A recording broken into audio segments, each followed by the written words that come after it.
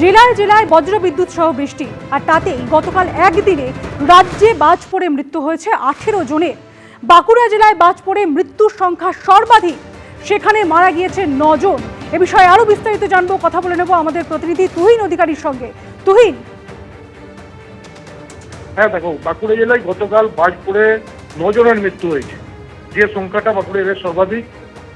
বিভিন্ন ব্লকে বিষ্ণুপুর, জয়পুর, কতুলপুর, পাত্রসাহেব, ইন্দাস, এখানে প্রত্যেকটা ব্লকে 1 জন করে এবং গোঁদা ব্লকে 4 জন, অতএব সর্বাধিক 9 জনের মৃত্যু হয়েছে গতকাল বাজ পড়ে।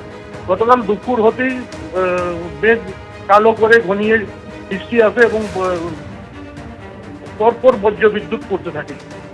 যারা মাঠে কাজ করতে গেছিল, গরু দিয়ে গেছিল, অনেক চাষি তারা মাঠে ছিল, বজ্রবিদ্যুৎ পড়তেই তাদের 9 জনের মৃত্যু হয়।